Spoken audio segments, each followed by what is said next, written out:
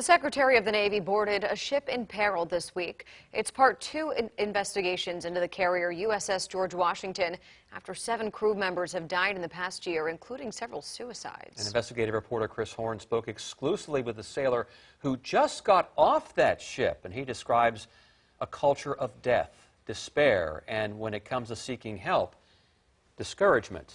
And the parents who run a foundation that helps military members in crisis are hearing from sailors that the notion of ending a life is part of everyday life. It's devastating. Terry and Patrick Caserta have lived through the horror, the shock, and the grief of military suicide. They lost their son Brandon at Naval Station Norfolk 4 years ago.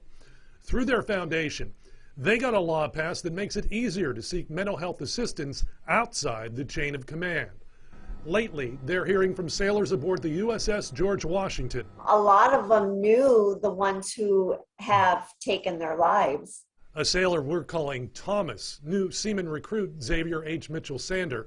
He was one of 3 suicides in 1 week on the crew in April. And I tried everything in my power to stop him, and eventually it happened and I couldn't do anything about it. The Casertas say they're shocked by what they're hearing from other crew members. When they get breaks, they sit around the ship and they're talking about ways to off themselves, like throwing a toaster in a tub, jumping off to the cement, being hit by a bus. They wouldn't care if they're hit by a bus. They would just get in a group and be like, man, I wish I could do this, or man, I wish I could do that.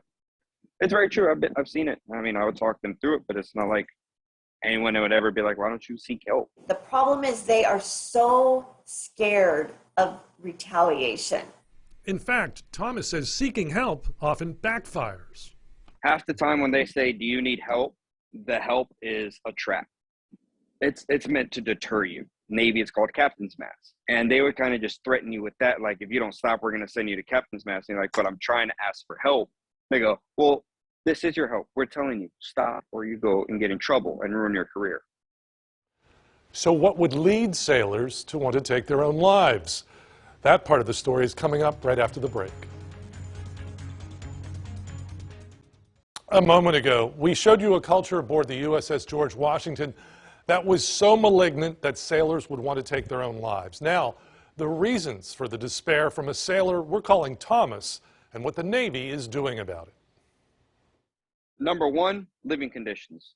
I'd rather be homeless than live on that ship. The beds, legitimately, the mattresses are from prisons. It says on the back, United States prison. There's people that I knew that didn't have running water for 3 to 6 months. No place to shower, brush your teeth, use the bathroom. Half the bathrooms are broken on the ship. Prior to the 3 deaths in April, Navy suicides were actually heading downward.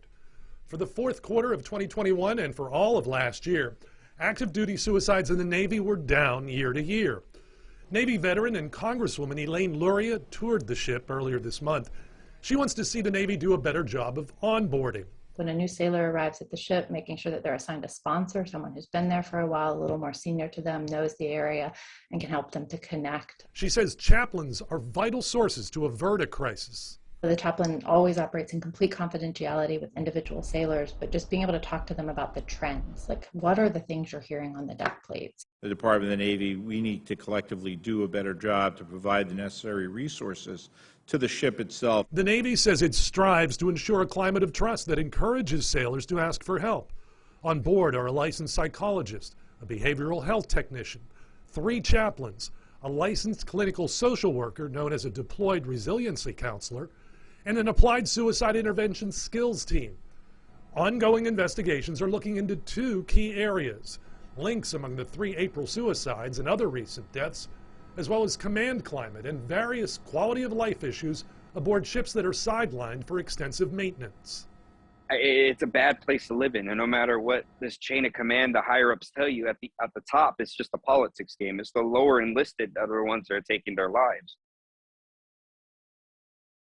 And we have more on the Navy's response to the crisis on WAVY.com. Now, tomorrow, you'll hear from the mother of a sailor on the George Washington who attempted to take his own life not once, but twice.